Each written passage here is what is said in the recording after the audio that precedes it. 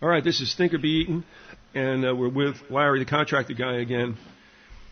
And he's been going through Nazism, and along with the ominous parallels, I mean, you have access to a lot of information, and we're not really happy about the fact that it looks like it's happening here, but it is. Now, what also happened was, with this whole thing that happened with my server and all the shows that were gone, the Nazi series Part 4 just disappeared. So what Larry's going to do today is reprise the long-lost Part 4, but he's also going to introduce what's going on today with something he wants to speak to. And I don't know. I mean, he just told me he wants to speak to the National Alliance and William Pierce and the boys. So, yeah, I don't know what's coming, but I'm happy to hear it. And, Larry, thanks a lot for coming back, and it's good to talk to you again. It's great to be here.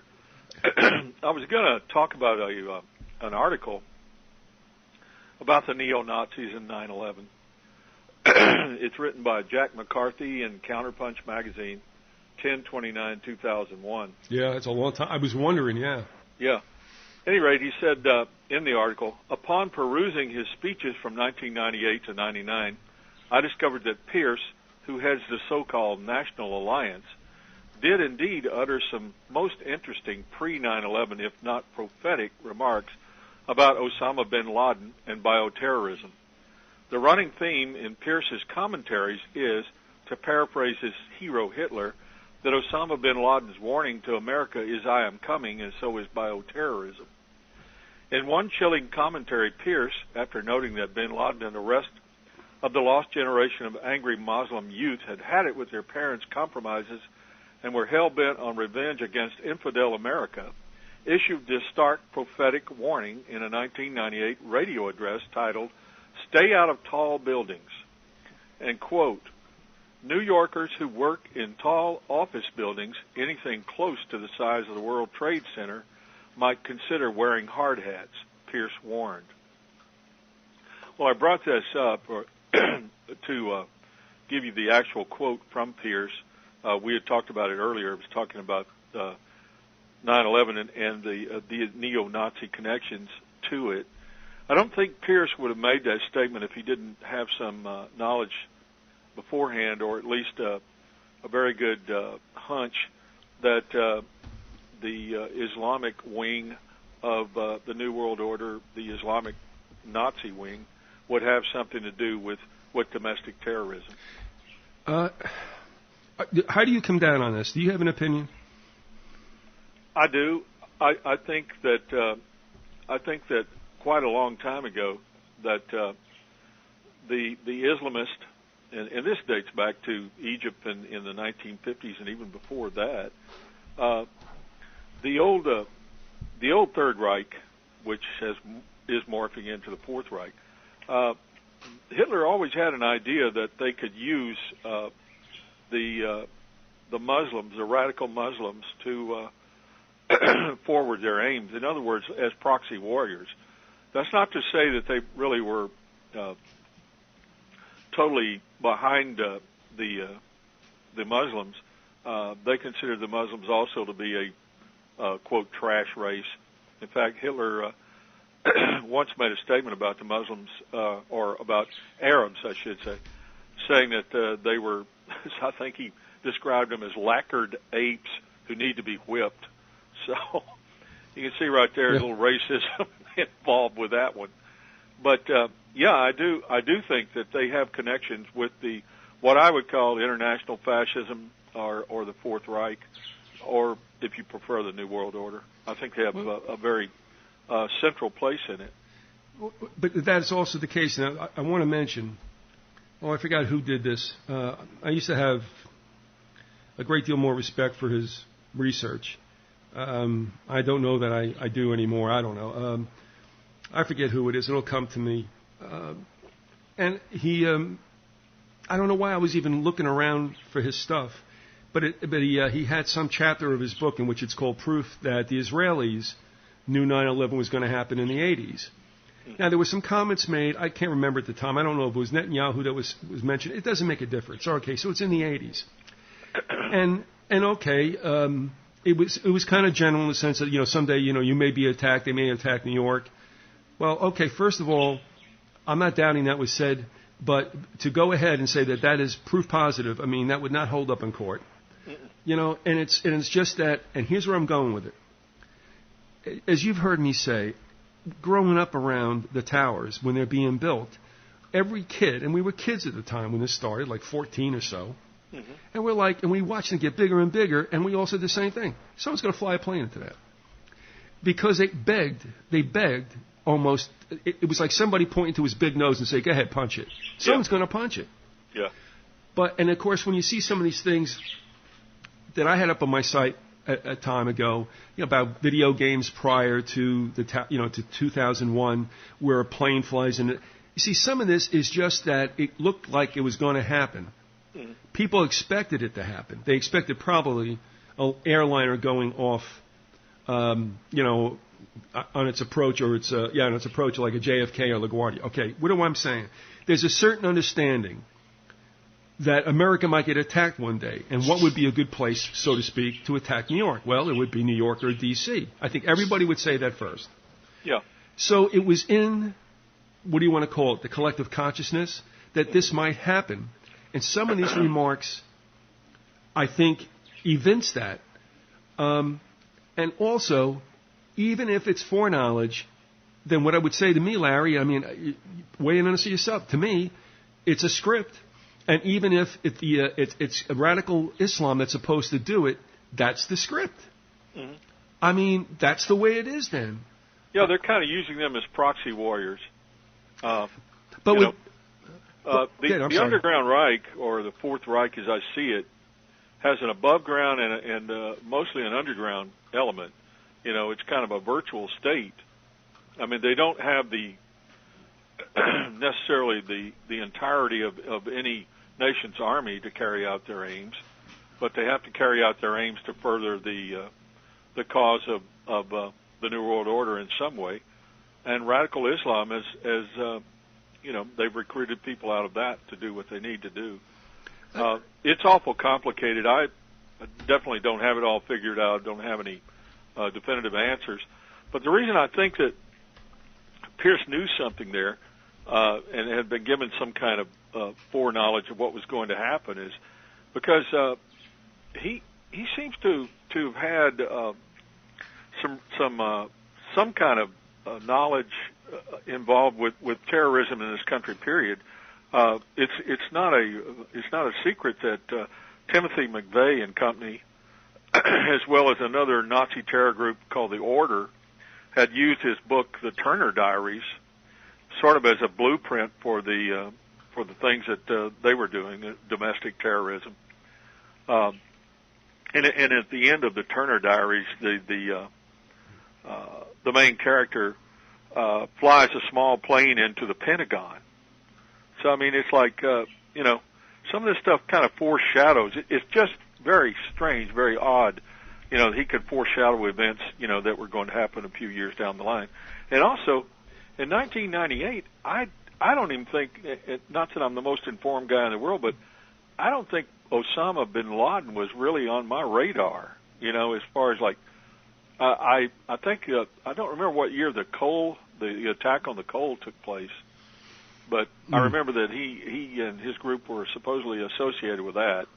And I know that the Mujahideen, in Afghanistan, he was definitely associated with that. But the idea of him and his group flying planes into large, tall buildings in New York, that's I don't know. It just seems, a little more than coincidence that he would say that. Well, that's just my opinion. No. Well, that's what I asked for. I mean, yeah. No, and one of the things too we've forgotten about. I don't know if the website's still there. You can go to Wayback Machine. I guess it's still there. But it was unansweredquestions.com or something. And there they had a speech. This is when this movement first started, and Catherine Austin Fitz was in it, and Kyle Hentz and John Judge and these other people whom I've come not to trust. Yeah. But there was a speech given by the former, I believe at the time, former National Transportation Safety Board head. It's Mary Schiavo. And she makes a point about terrorism via airliner being more prominent than we really do remember. Mm-hmm. And flying into buildings being one of the modus operandi. And so that was there too.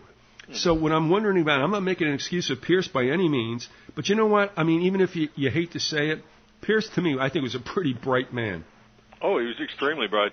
He had a PhD in physics and used to teach at Oregon State University.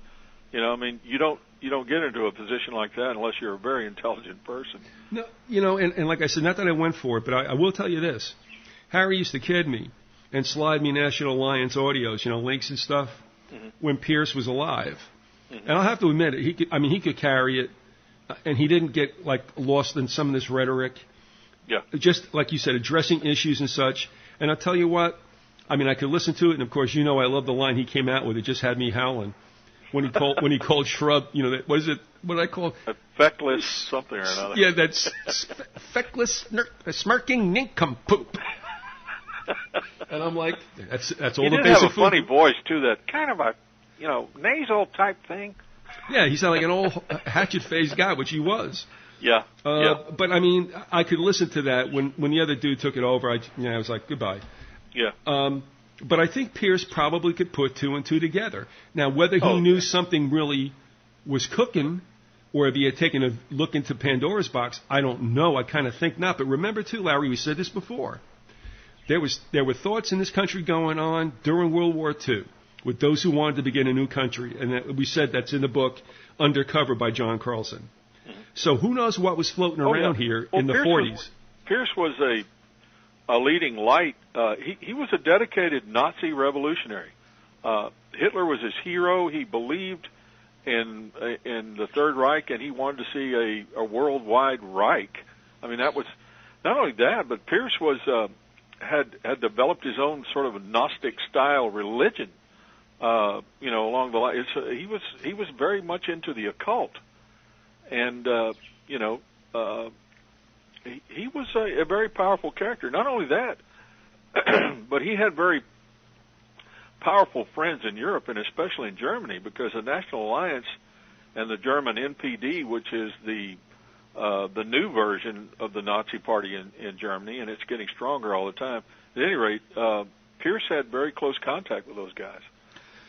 When Pierce first started off, he was involved with Norman Lincoln Rockwell and the old goofy Nazi Party that George. Don't say Norman. Oh no. You'll have every art lover, which they really don't call that art, but no, that was George. Can you imagine if Norman Rockwell drew Nazi stuff like the Four Freedoms? How the hell would that look on a Saturday? Little Hitler Youth at the counter drugstore or something. Yeah, right. Oh, what is that? What is that? A 45?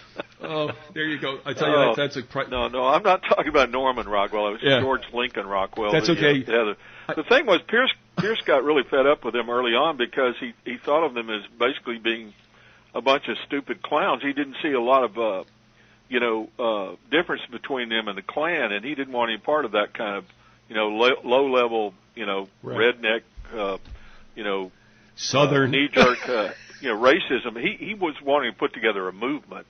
He's a dedicated revolutionary, and a very bright guy. And the National Alliance is a pretty dangerous group, from what I understand. There are a lot of people in it that are similar to him, intelligent people who are professionals who, are dedicated to the cause. Well, there's another one out there, a member of which used to email me, kind of regularly, and I forget what that group's called. And they got a pretty acerbic leader as well. Yeah. But at any rate, what I want to go back to is all I'm saying is this. I mean, and it goes back to was there a Pike Mazzini letter? If it was, they got it right. This is what we're headed for. Mm-hmm. The stuff we've done about the Vatican and Walter Veith and stuff. I do believe there's a script, and I think you believe that as well. Yes. And I think they're wanting to see, once this Third World War takes place, and we've talked about that, and it's pretty much cemented as far as I'm concerned that that's going to happen.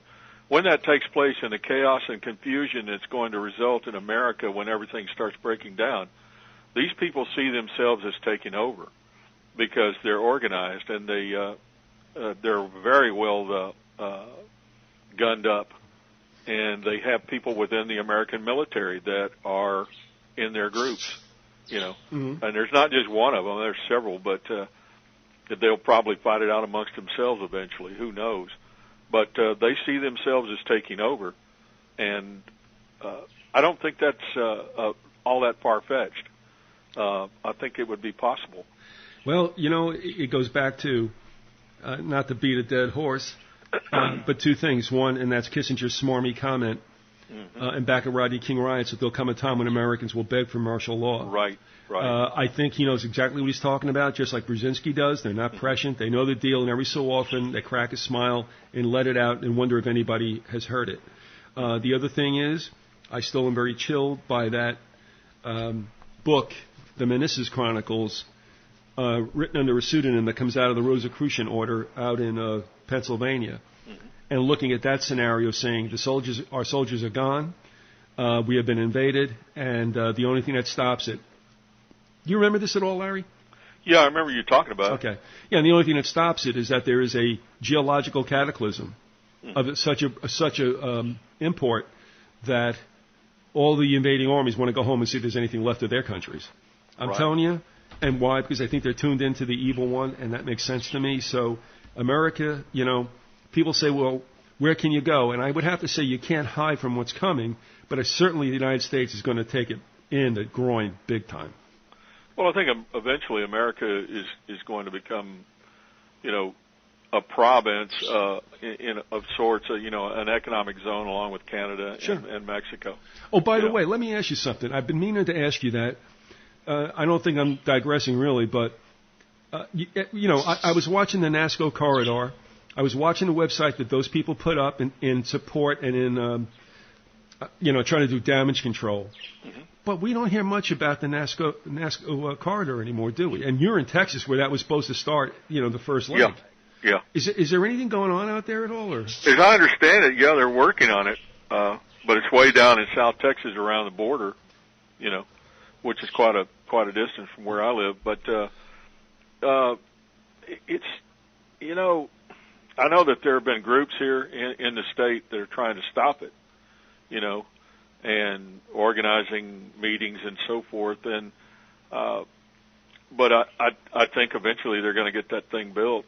I don't know what stage it's in now. I'll do some research on it and find out if I can, where they stand with it. Well, but I mean, I-35 runs right through Austin, and I'm telling you, Biz, you talk about a congested. I mean, Houston or Los Angeles or Chicago doesn't have anything on I-35 in Austin anymore. I mean, it's a real mess. I mean, it's hard to get from north to south anymore. I have to say one of the plums that Robert Burke pulled out, besides unveiling Chapman, with whom he was in contact with, and we don't go into that, but I mean, he called it right. Mm-hmm. The other thing he showed me was a news release from a Spanish construction group. I don't know if you remember this, called Grupo Ferrovial. Right. And while the NASCO corridor is saying, well, we're not building a new highway, a Grupo Ferrovial in this, construction like periodical, was bragging about, well, we're going to put in a new I-35. Yeah. And so you've got a Spanish construction group that was given the contract, who's saying exactly what they're doing, and then those chumps on the NASCO corridor website who were trying to defend it are saying, oh, no. So it is real. It seems not to have drawn the attention that it used to have in Patriot circles, but I don't know why some of these things fall on the back burner. I guess the attention span even in the Patriot community. Something that made me very suspicious about 2 years ago maybe was our governor, our esteemed governor, Rick Goodhair Perry, was called in front of the Bilderbergers.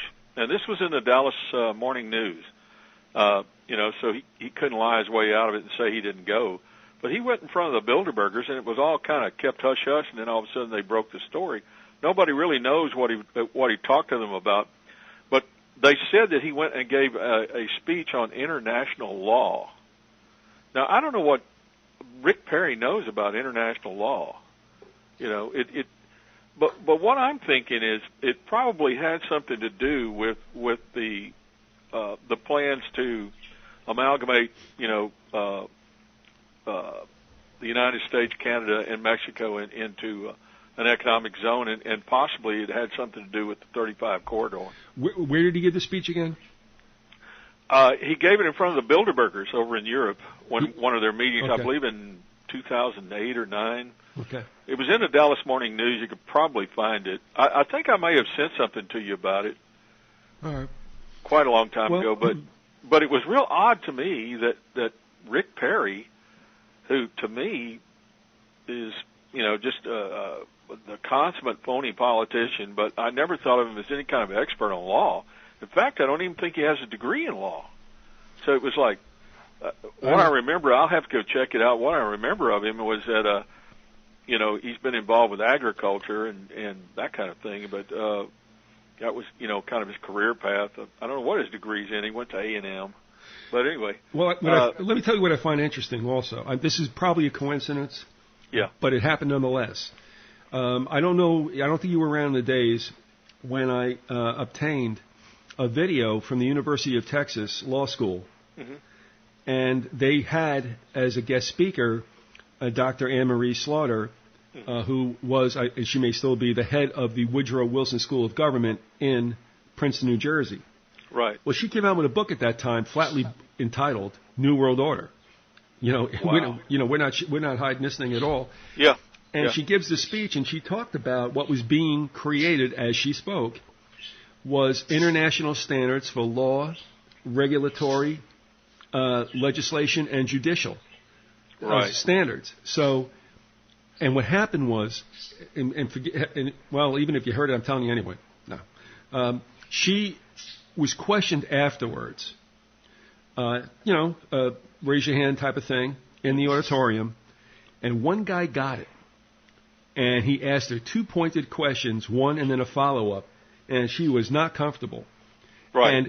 And this is what she did, because I think internally she kind of panicked a little bit. And here's what she said about what he said is like, is this really a good idea? Doesn't that mean national sovereignty's lost? She goes, well, they're just in the talking stages. And you know, Larry, I'll say it, that is a bullshit throwaway line. Oh my God! Oh, and why? It's okay. It's okay if we lose national sovereignty, but we're just talking about it now. Right. So, that's all she could think about to throw a wet blanket on it, and it wasn't cool. Oh my God! And I just said, she wasn't ready for that. And whoever that guy was, and I tell you, it was funny because when the camera panned up, and he was a distance away. I mean, that's the way it looks on video. Right. He's kind of leaning to the side with his idea of like, man, you are so full of, you know what I mean? Yeah. So at any rate, and that also happened in Austin. Right. So there you Austin go. and Texas in general, and Austin, we're right on the front lines of what's going down. I mean, they're bringing that sucker down. I-35, I really believe, is going to be, an international corridor, and it's perfect because it runs all the way from the Mexican border up to the Canadian border, and it's going to go across, both of those countries too. Yeah, it's probably going to. And believe me, the traffic on that thing, because all the loosening of the laws, allowing the commerce, and those trucks coming up from Mexico, man. I mean, they don't have the same standards for safety that we have here in the United States. Yeah, you only need 3 lug nuts on each wheel. Right. And I mean, it gets really dangerous out there. Well, where it goes.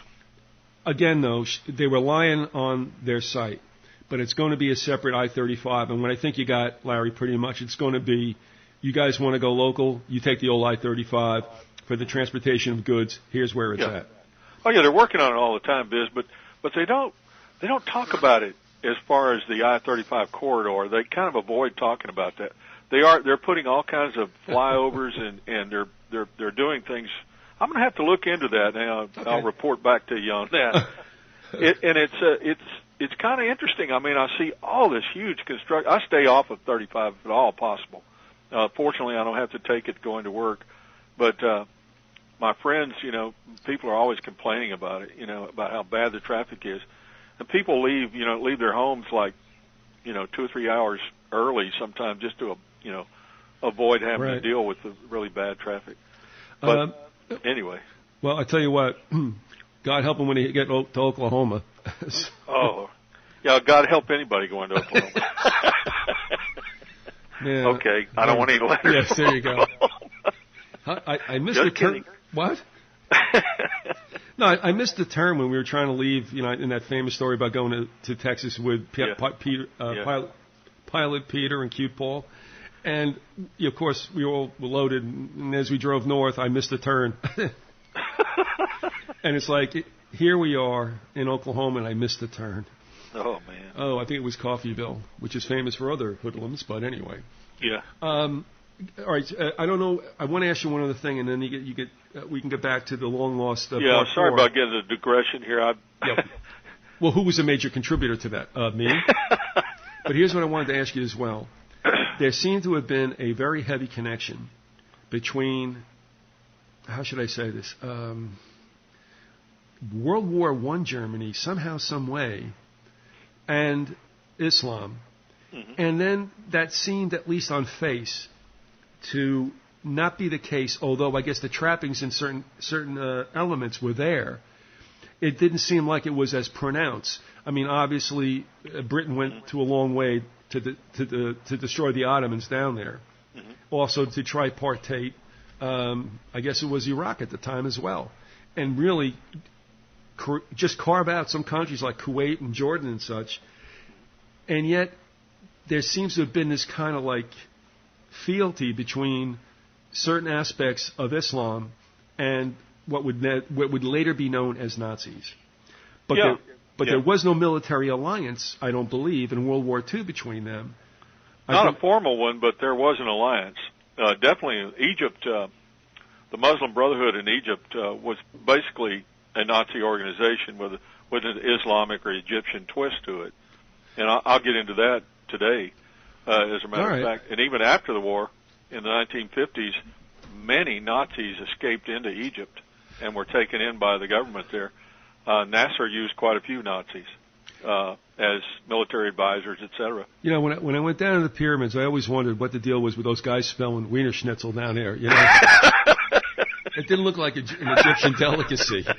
But can you find anything, or did you come across anything, where Rommel got any kind of support from them, or he got support from them from the standpoint of we're ready to help you, and whenever the time would be right, they had basically pledged themselves. The Muslim Brotherhood had pledged themselves to attack the British.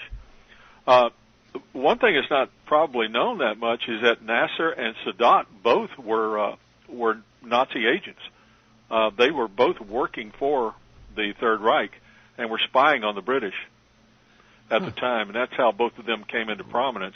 They were both young military officers in the Egyptian army, and the Egyptian army was making plans to attack the British, kind of as a, well, I couldn't really call them a fifth column because it was their country, but right. But they were planning to start a revolution against the British and kill as many of them as they could, especially in Cairo, which was where the British headquarters was.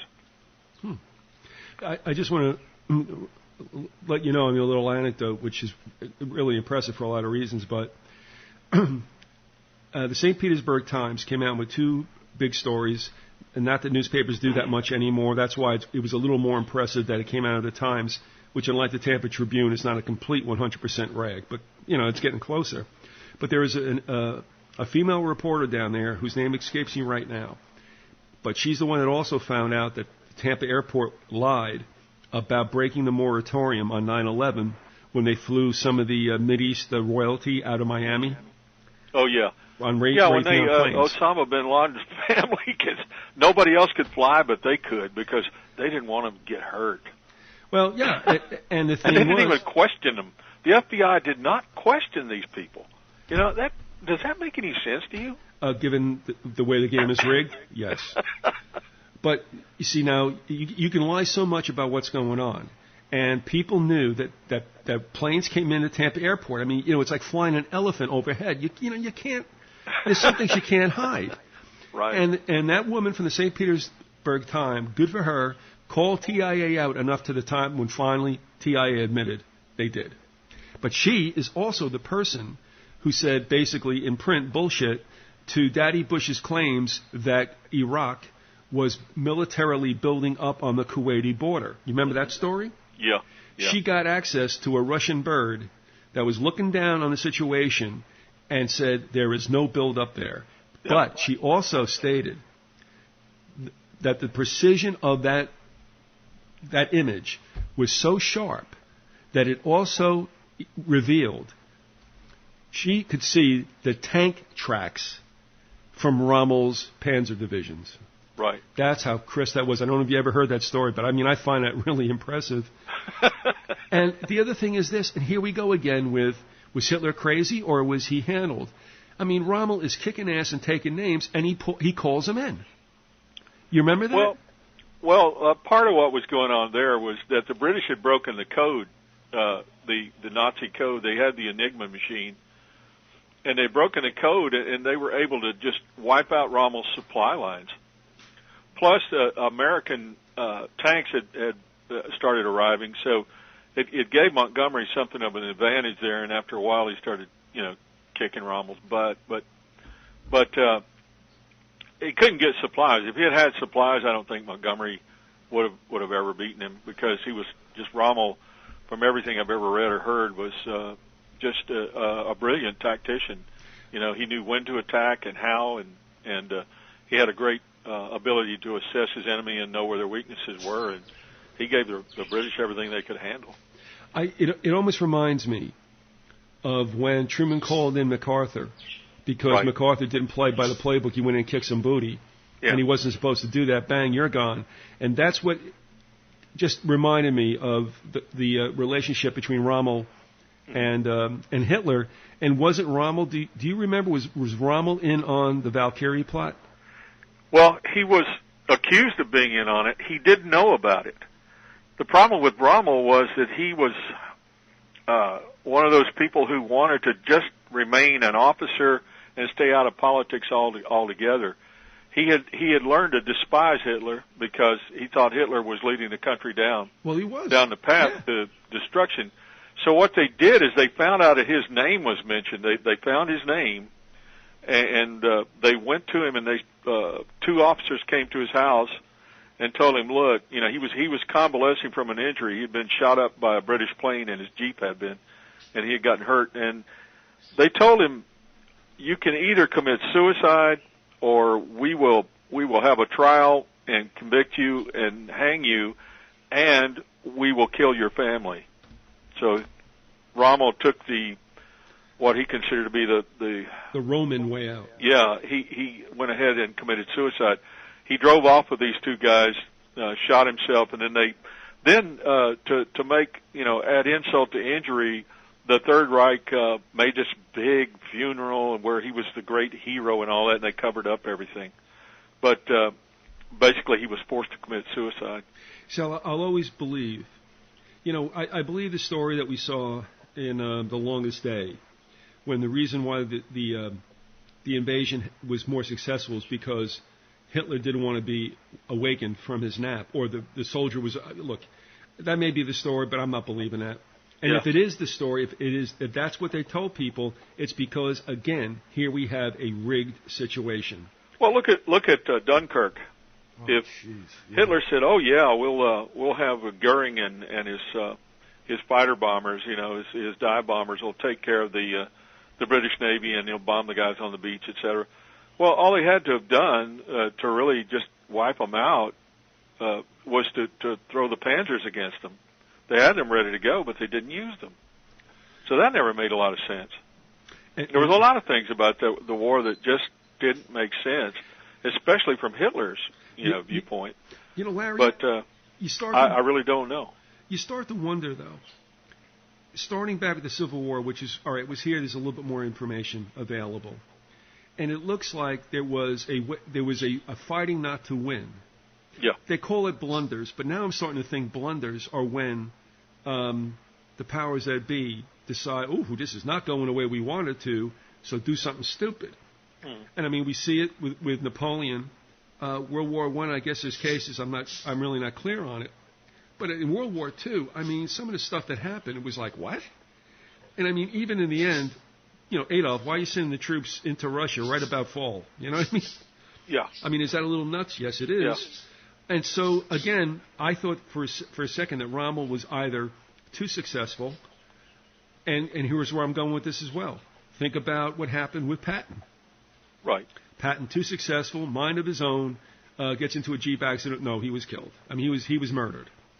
Yeah, he had a tendency to run his mouth too much, and he was becoming an embarrassment to the people at the top, and he had to go.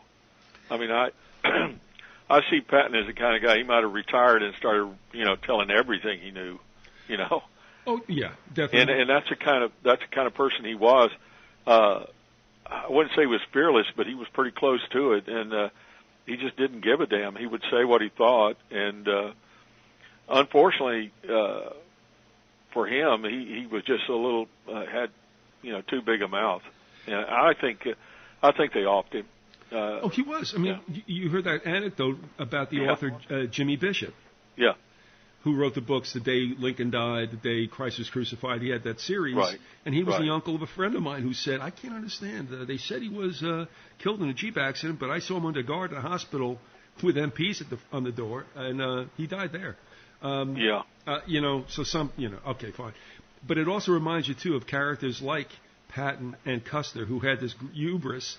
We saw that a little bit in a fictional sense, in the movie Apocalypse Now with the Robert Duvall character, who was sitting there, gesticulating and talking about surfing when the bombs were coming in, and people were diving for cover, and he just stood there. And it was the same guy who said there's nothing like the smell of napalm in the morning. It's like victory. But the point was clear. I mean, there's a hubris. But the problem with Patton, Patton didn't get his guys killed. Custer did. So not a good move. But it's true, like they said in that movie. You knew he was going to get through this without a scratch on him. Yeah. And he just knew it, and he was trying. Yeah, I don't know. You've probably seen the movie with George C. Scott playing Patton. Yep. And I thought that was one of the better movies I've ever seen about a military figure. It's really, really good. And it's funny, you call him George Patton because he actually became that character in the end. Well, he did. He was an amazing individual. Another great movie that he made that along the same lines was The Formula. I know I've probably talked about that before. And it's a fictional story about a detective whose friends are killed, and they're connected to the whole idea of the Nazi war machine when it was making synthetic gasoline, and how there was a formula that was needed to crank it up and do that again. They did make synthetic gasoline out of coal. Did. And you're not going to believe it, but I was going there right now. Okay. Because one of the stories I read, and this is like 1973 gas crisis thing. Right. And I never thought about it, was that when Patton apparently was chasing the Nazis back, east, he was using gas from their own vehicles. Right. And it was synthetic gas. And it's like, does anybody, are you walking away with any kind of thought about this? There you go. Absolutely. The formula. Right. So. Right. If you ever get a chance to see that movie, do, because it's fictional, but it really tells a lot about what's going on in the world today. Just like Boys in Brazil, you'd have to say, right? Yeah, it's fictional, but it's telling you a lot. It's not a lie, Just like Godfather 3, which nobody seems to like. Yeah, anyway. yeah. Why is that? They like the other two. What was the element there? What was the group or the factor that? I don't know. It couldn't be the priest. Yeah, you just don't mess with the Vatican. People get upset. Well, there it goes. It's not nice to fool with the Vatican. Yeah. All right, so there we are. And you said that this is leading us back into the Long Lost Four. Yeah, I'm going to get back into the idea of the Vatican rat lines here. Okay. And I'll start off with a piece that was written by Carl Oglesby. It's the Secret Treaty of Fort Hunt. And he says, William Shire closed his 1960 masterpiece, the rise and fall of the Third Reich with the judgments that the Nazi regime had passed into history. But we cannot be so confident today. On the contrary, the evidence as of 1990 is that World War II did not end as Shire believed it did, that Nazism did not surrender unconditionally and disappear, that indeed it finessed a limited but crucial victory over the Allies, a victory no less significant for having been kept a secret from all but the few Americans who were directly involved. But Martin Bormann, who was even more powerful than Himmler, did not accept the premise of the separate peace idea. Bormann was an intimate of Hitler's, the deputy Fuhrer and the head of the Nazi Party, and thus superior to Himmler in rank. Bormann wielded additional power as Hitler's link to the industrial and financial cartels that ran the Nazi economy, and was particularly close to Hermann Schmitz, who was chief executive of IG Farben, the giant chemical firm that was Nazi Germany's greatest industrial power. With the support of Schmitz, Bormann rejected Himmler's separate peace strategy on the ground that it was far too optimistic. The Allied military advantage was too great, and Bormann believed for Roosevelt to be talked into a separate peace. Roosevelt, after all, had taken the lead in proclaiming the Allies' demand for Germany's unconditional surrender and total denazification. Bormann reasoned, rather, that the Nazis' best hope of surviving military defeat lay within their own resources, chief of which was the cohesion of tens of thousands of SS men for whom the prospect of surrender could offer only the gallows. Bormann and Schmitz developed a more aggressive, self-contained approach to the problem of the looming military defeat, the central concept of which was that large numbers of Nazis would have to leave Europe and, at least for a time, find places in the world in which to recover their strength.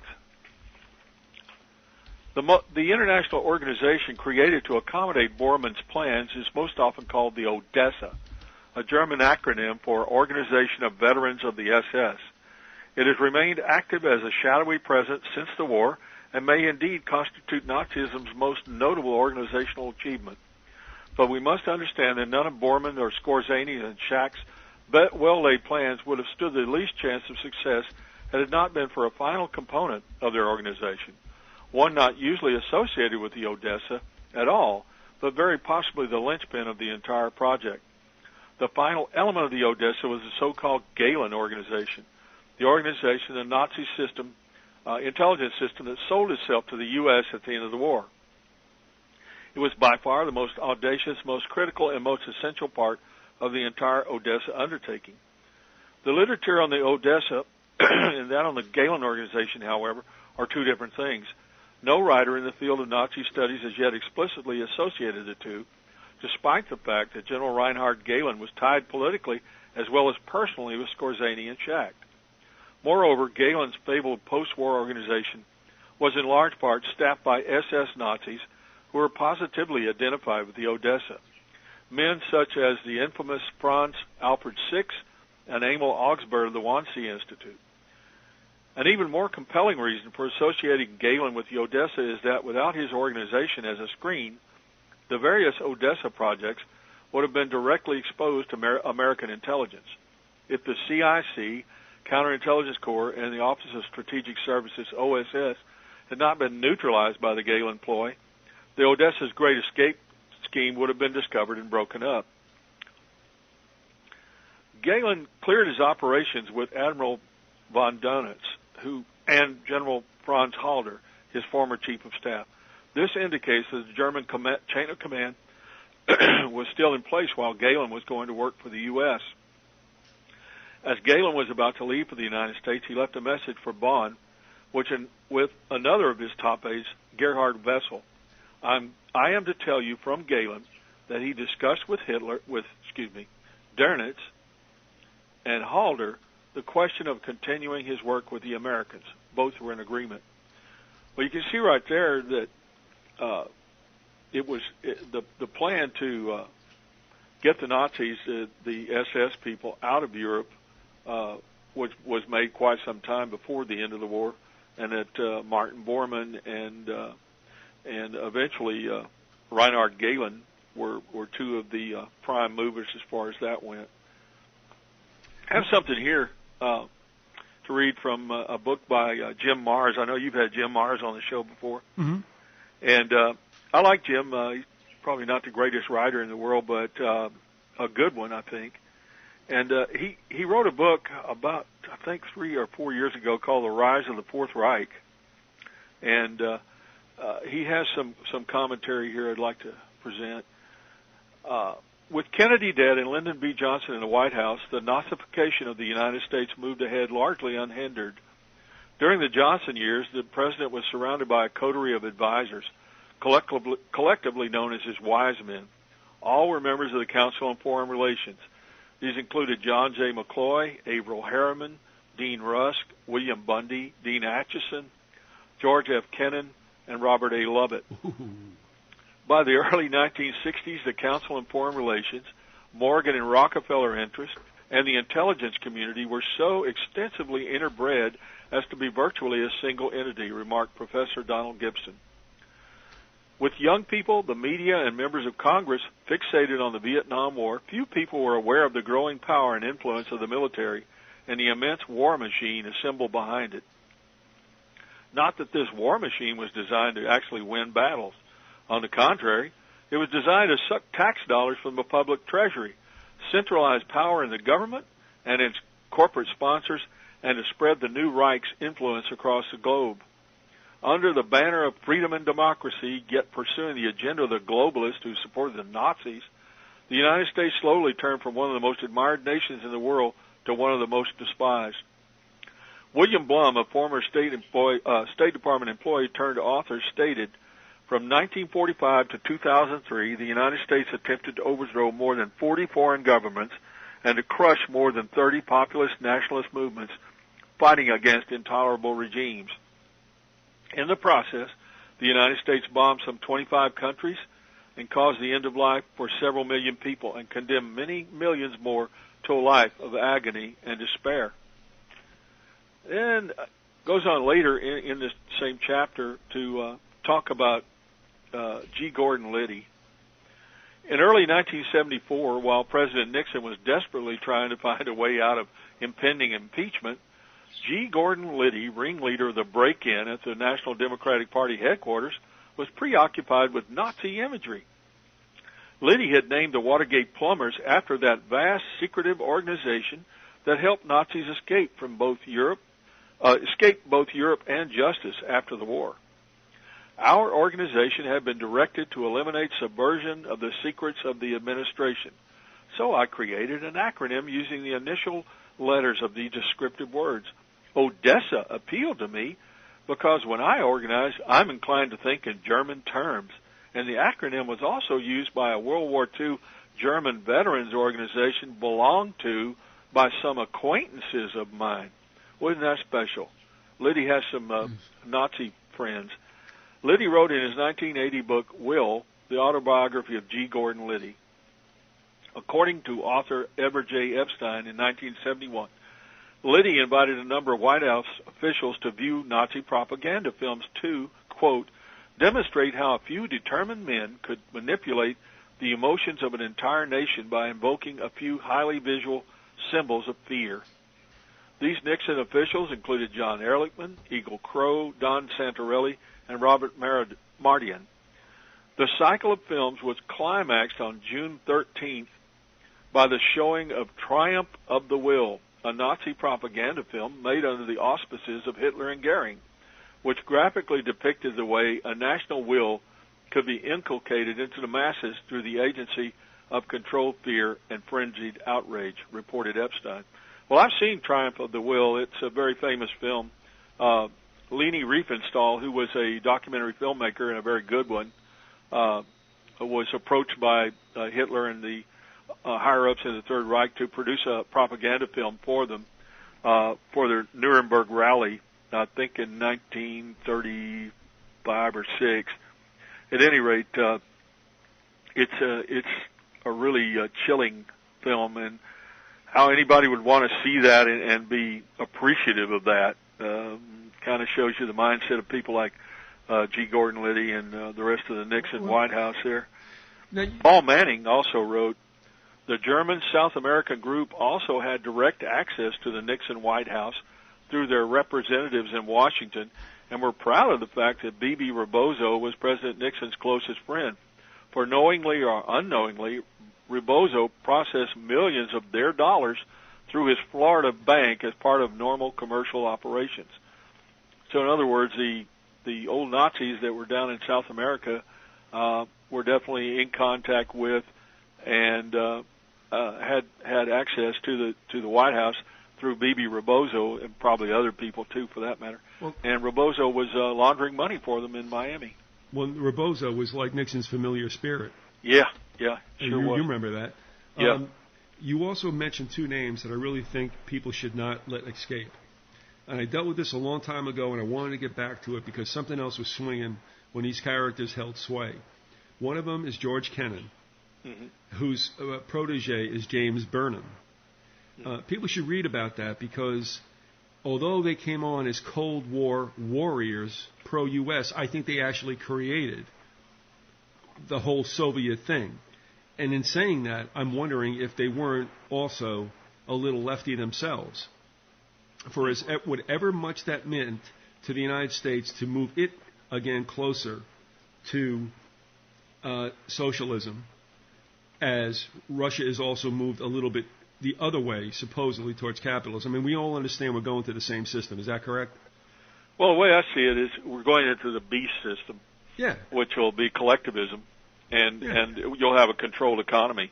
Well, when you get down to it, both Nazism and communism, both are controlled economies. They're totalitarian states, run by elites. But so, Larry, it's quite the case, though, that ours was also controlled, a planned economy, though they called it something else. Yeah, well, Roosevelt started that in the 1930s. I mean, I think you're familiar with Giovanni Gentile, who was the kind of the overall philosopher of fascism under Mussolini. Gentile was a professor, I believe, at the University of Palermo. He was an intellectual, and he came up with the basic ideas of both political and economic of fascism.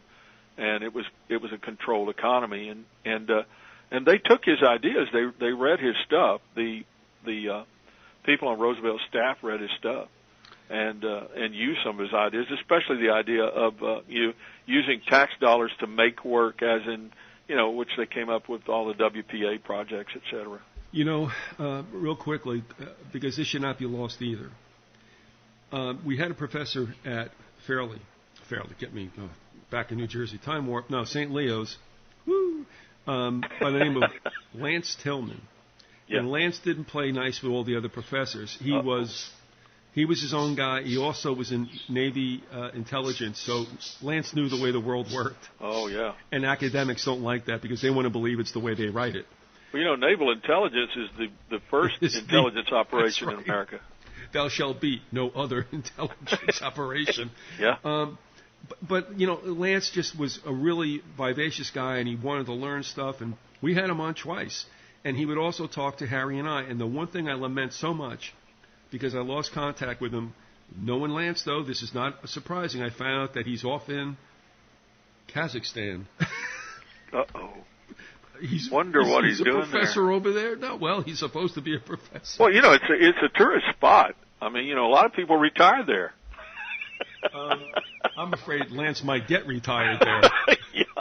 Yeah. He might. But dig this, and I don't know if you heard it or not, but I mean, Lance comes in one day, and I mean, he's a big man. He kind of looks like he looks like one of the Bridges. Was it Jeff Bridges that's out now doing that, that country western thing? He's that big. He has that presence.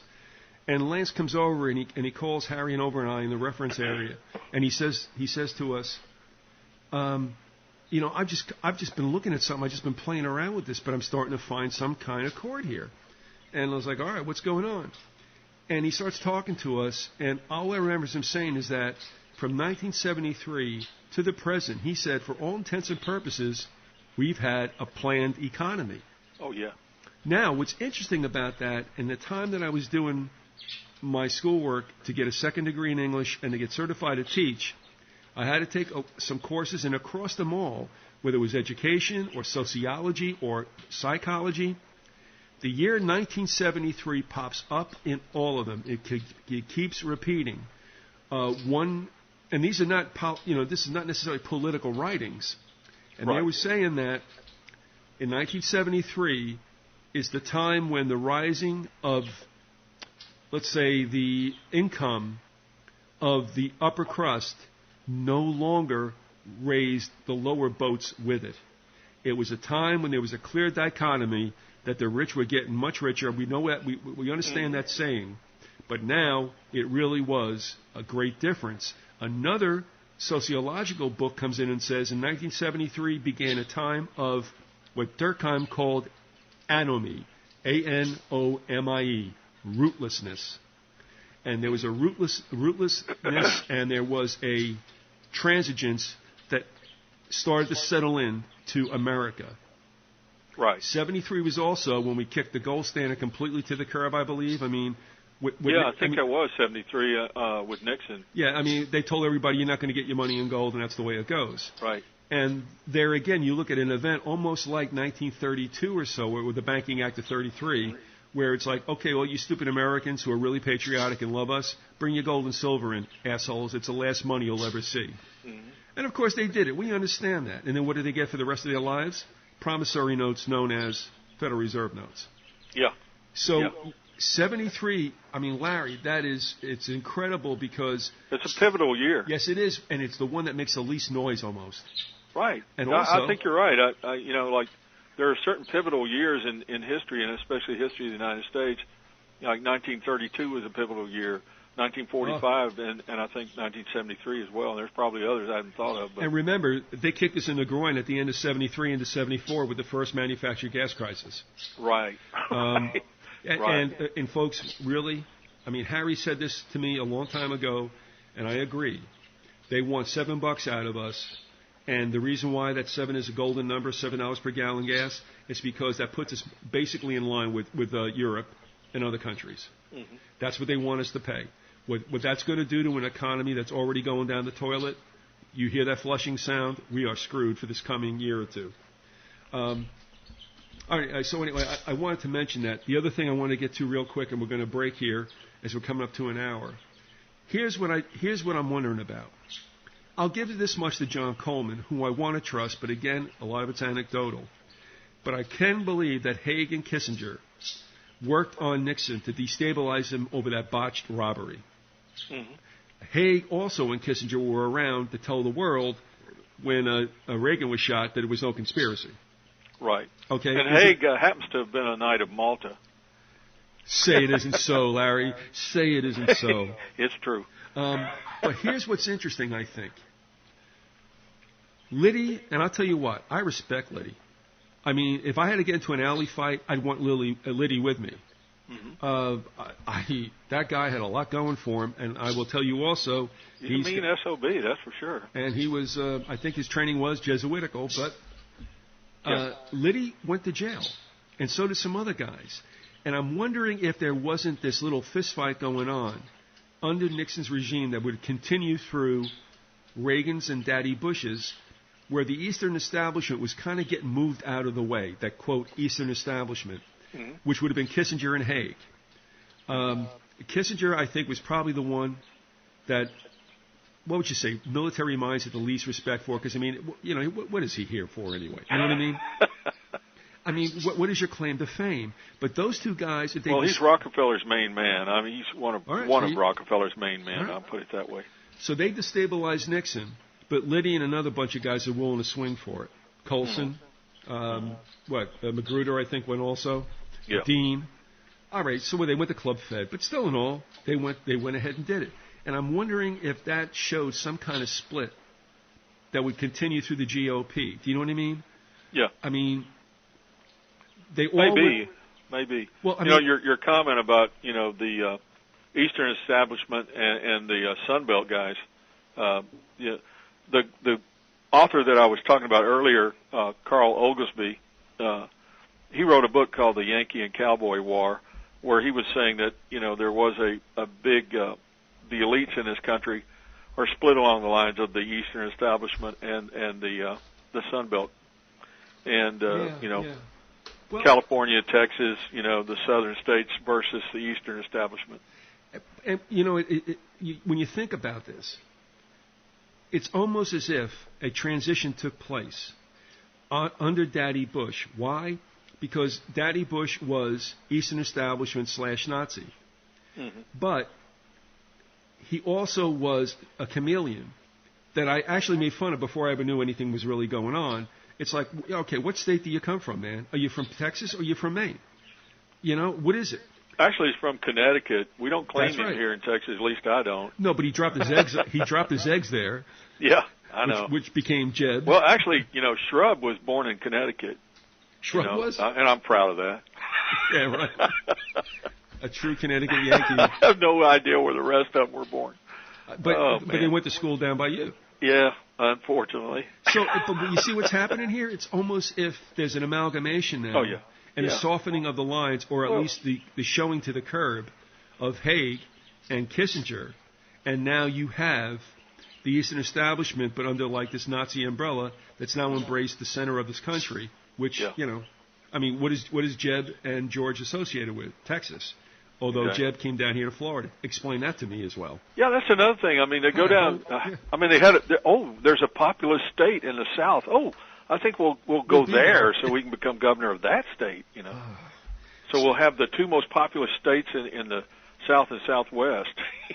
Yeah, and too that also saw a time, and I'm not blaming this on anybody, but clearly. At some point, I assume the 80s, it was a weakening. In the 90s, it was probably close to moribund, and there was no more Dixiecrat bloc in the Southeast. That was done. And Florida was one of those states where it happened. So, all right, listen, we're going to bring it to a pause here at an hour, and we'll pick it up round two. All right, we're going to talk about the Vatican rat lines and involved with Odessa. And it's important that we talk about the Knights of Malta, which is really the organization which is most closely associated from the Roman Catholic Church's point of view with the rat lines.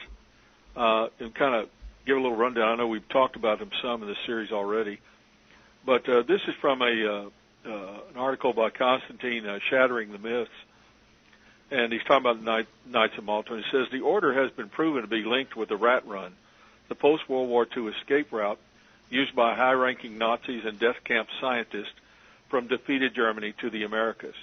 Sovereign Knight of Malta passports were issued with false identities, which allowed escape from prosecution for war crimes. Perversely, after the war, the order's highest decoration, the Grand Cross of Merit, was awarded to General Reinhard Gehlen, Hitler's head of intelligence. The Brotherhood's strong Catholic roots made the modern Knights fervently anti-communist. The order has been largely responsible for the construction of the CIA and many of its global covert operations.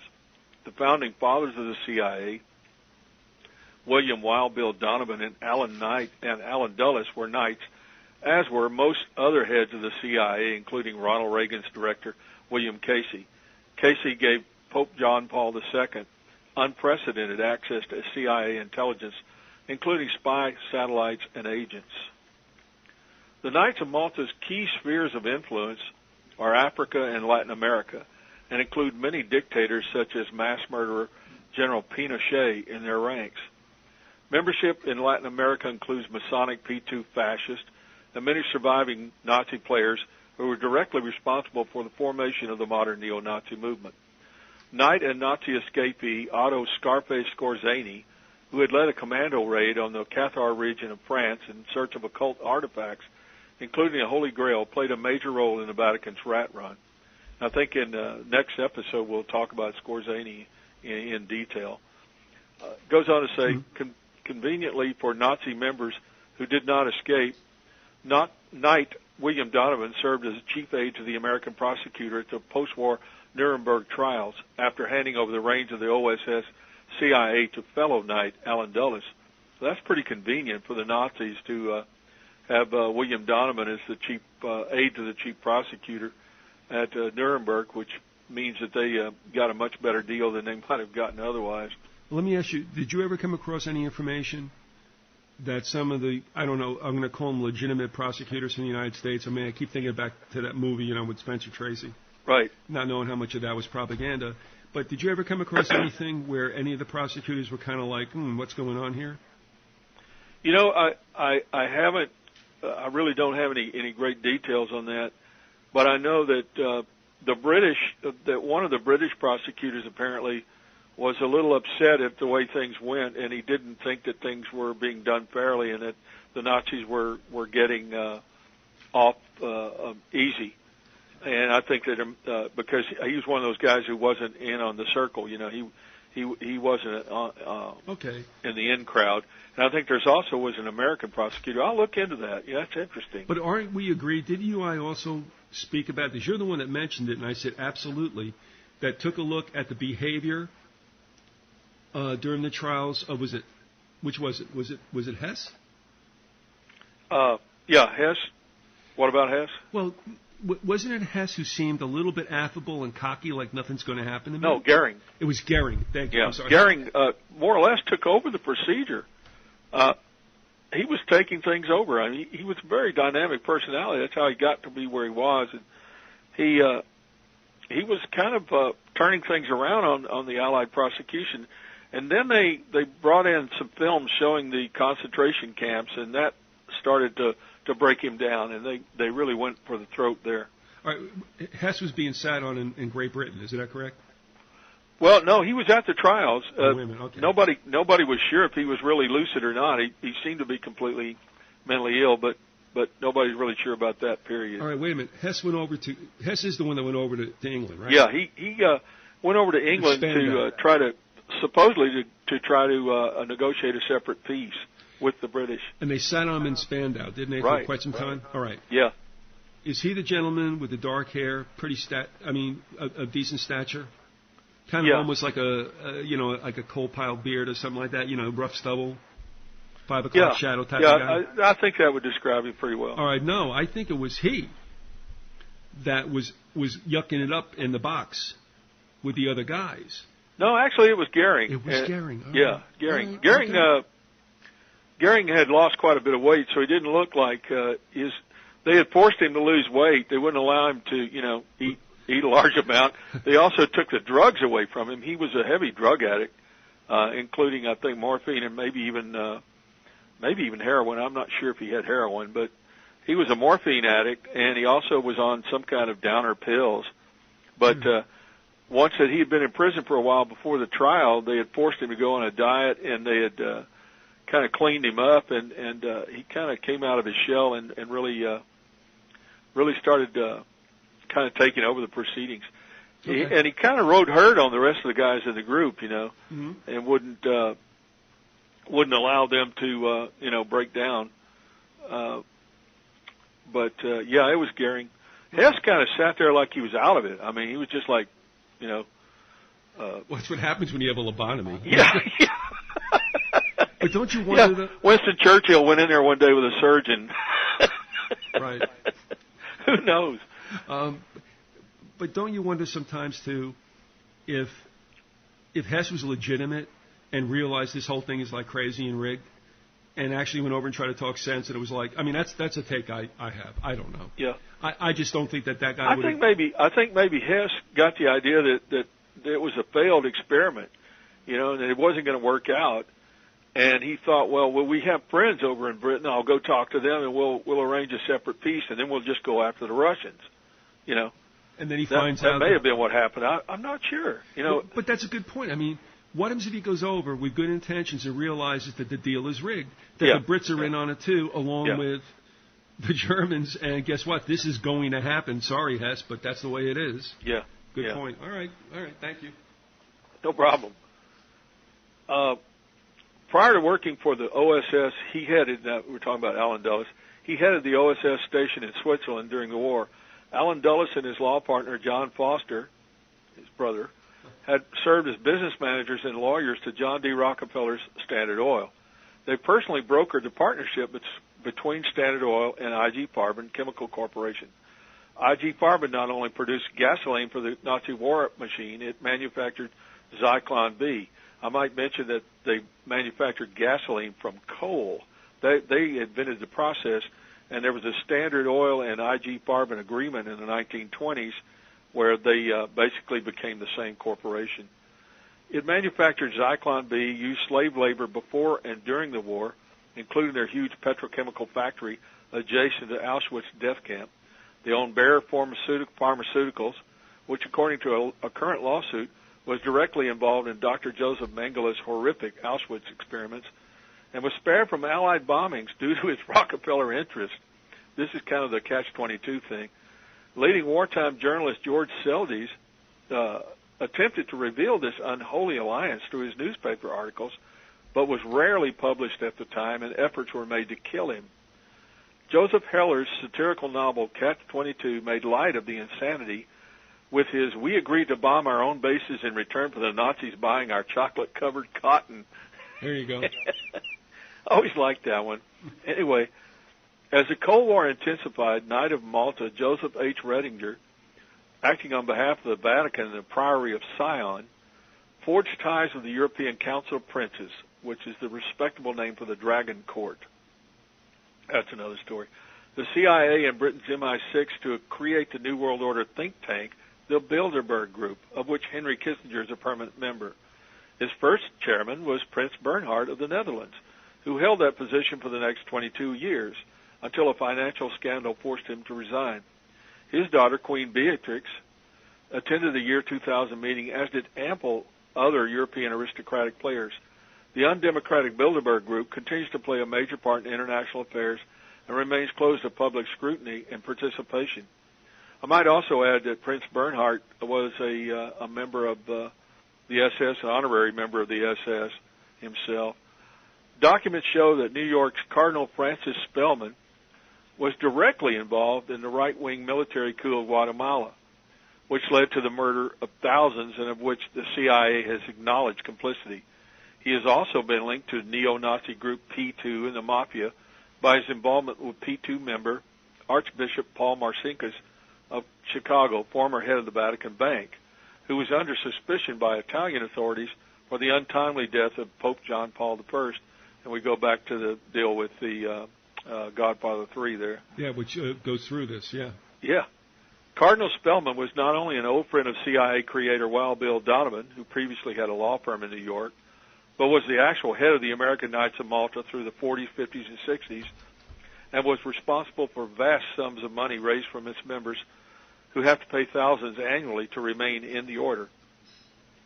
The Sovereign Military Order of Malta is directly allied with the International Freemasonry, from where they recruit their new elite brethren. Hence, the Knights of Malta and the Knights Templar are the Rosicrucian upper degrees of Freemasonry. Now, that's speculation, that's an opinion, but I think it could very well be the case. Ironically, in recent years, a belief in the Catholic faith has not been an essential prerequisite for potential members who have the right connections. Non-aristocratic parties can now be initiated by the magistral grace of the Grand Master, although not in Britain, Germany, and other European countries with a strong tradition of nobility. However, this has allowed many Americans to join, and an order of merit is bestowed upon those who have outstandingly served the Knights or their works. Past Presidents Ronald Reagan and George Bush are such honorary initiates. That's George Bush the first. And Reagan was the toast of an extravagant dinner held by the order in 1989. With more than 11,000 knights worldwide, the Grand Master and Sovereign Council remain based in Rome. Their goal of political feudalism is clearly seen in the actions of Prince Hans Adam II, the Habsburg ruling monarch of Liechtenstein and a prominent Knight of Malta and a member of the Vatican's Opus Dei, who in October 1999 was reprimanded by the European Court of Human Rights for claiming he had final constitutional authority over his country's Supreme Court. The insignia of the Knights of Malta is the unusual Cross of Malta. That was the original emblem of the Knights Templar before being forced to adopt the Latin cross following the Inquisition. And then it winds up as the Klan's cross. Yeah. Yeah. Occult initiates discovered that the Cross of Malta is a cryptogram for the goat of Mendes, the occult idol Baphomet, as is the inverted pentagram or five-pointed star that represents the goat's beards and horn. This is a symbol of ruling matter and spirit by the will and the controlled magical direction of sexual energies. Past Grand Masters of the Knights of Malta include Manuel de Fonseca, are known to have been initiates of the Templar tradition, and according to the Dragon Court's current sovereign Grand Master, Prince Nicholas de Ver von Drakenberg, who is a direct descendant of the originator of the Knights Templar, Godefroy de Bouillon, the Templars were a, quote, satanic order whose rituals included infanticide, sodomy, and witchcraft. Well, I hope that's not going on at the local lodge down the street. But sorry to make light of that. That's pretty scary. I but know it is. Yes. It kind of gives you an idea of what was going on with the Vatican rat lines. And having said all that, I'll go back to one of my tried and true sources here, John Loftus, Mark Ahrens, in their book Unholy Trinity. Those who did rescue the mass murderers from the hands of justice were not Perón, the Argentine dictator, and his secret police, but the Roman Catholic Church and its emissaries. It was the Roman Catholic Church which, through its priests, churches, monasteries, and forged Vatican passports, managed to foil the post-war hunt for Nazi war criminals. Nor was the Church's rescue operation inconsistent with the policy it had pursued throughout the Nazi era. Henry du Lubac, a Jesuit theologian, filed a report in 1944, well before the end of the war, on the collaboration of the Roman Catholic Church with the pro-Nazi Vichy French government. Hidden until this month, the report condemns that du Lubac calls the moral and spiritual abdication of Roman Catholic bishops under the Nazis. For decades, French cardinals, monks, and nuns had helped one of France's worst war criminals, Paul Touvier, escape justice. It is difficult to imagine that it was possible in the monolithic Roman Catholic Church for so many to act so uniformly for so long without the knowledge and approval of the highest levels of the Vatican. Israelis have found it difficult to understand why the Vatican has refused to recognize the State of Israel. Adolf Eichmann, in February, Adolf Eichmann was issued a Vatican visa and passport in the name of Riccardo Clement, dated 14 July 1950, by Franciscan monks in a Catholic monastery in Italy, giving him free passage to Argentina.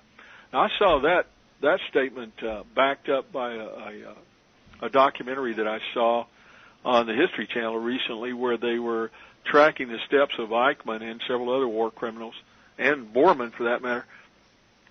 And they went to, I believe it was Genoa, Italy, and they showed the church where the priest had presided, who had fixed the passport for him.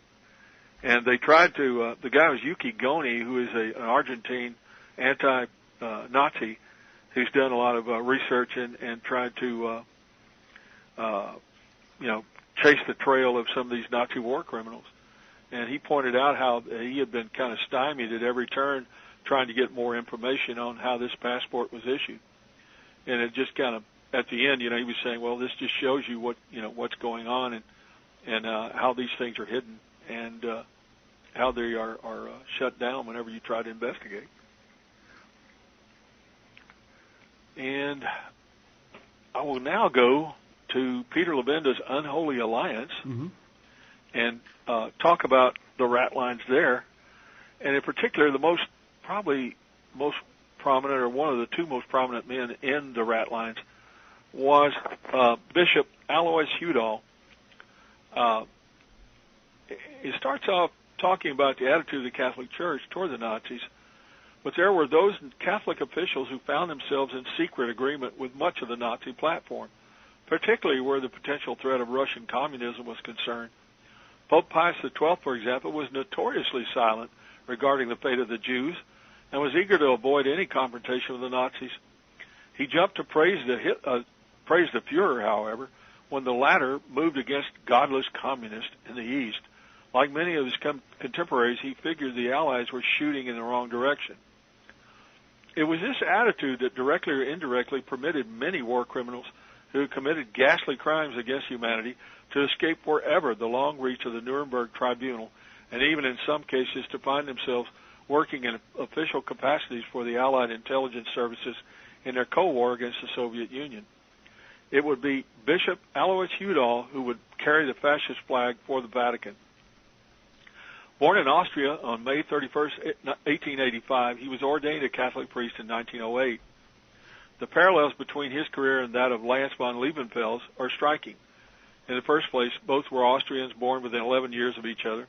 Von Liebenfels was born on July 19, 1874, in Vienna, both entering the Catholic priesthood, with von Liebenfels entering the Cistercian novitiate in July of 1893 and taking his vows in September 1897, 11 years before Alois Udall.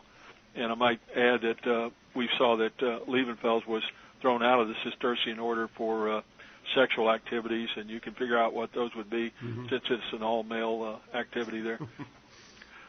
Father Alois Udall himself became something of an Armanist and fellow traveler, just as von Liebenfels became the head of his own order of knights, the Order of the New Templars. Udall became Procurator General of the Order of German Knights, which is a Catholic institution. On May 1st, 1933, in honor of the pagan holiday approved by the Nazis and known as Walpurgis, or Beltane to the Celts, celebrated with the famous Witches' Sabbath at midnight, Father, now Bishop Udall, presided over a meeting in Rome, attended by over 700 members of the German expatriate colony there, including many church officials, Nazis and Nazi leaders such as local SA and Hitler Youth officials. On that occasion, he made a fiery speech defending the Nazi Party and its program in a blend of Catholic and Teutonic slogans, ending with the battle cry of Arminius, the hero of the Pan-Germans and Aryan mystics, in the Teutoburg forest. German unity is my strength is German might. It was Arminius who was the inspiration for Guido von List, Arminianschaft, the cult that List formed to worship Wotan and to instigate a return to the old pagan ways of the ancient Teutons. For Alois Udall to invoke Arminius at this gathering in Rome was tantamount to aligning himself with the neo-pagan, pan-German Völkisch movement represented by List, Liebenfels, and Rudi Sabartendorf. He didn't say Rudy, but I did. I guess you did. To us, he's Rudy. This strange little man then went on to publish The Foundations of National Socialism, in which he outlined and defended the Nazi Party programs, including the exclusion of Jews in no uncertain terms. Soon his efforts in combating Marxism, a legacy of his friendship with the future Pope Pius XII, Eugenio Pacelli, which dated from 1924, became widely known as the Action Udall in Nazi circles. Well, let's see. Archbishop Ivan Buchko of the Ukraine, who managed the incredible escape of the entire Ukrainian Waffen-SS division of 11,000 men plus their families to North and South America and Australia.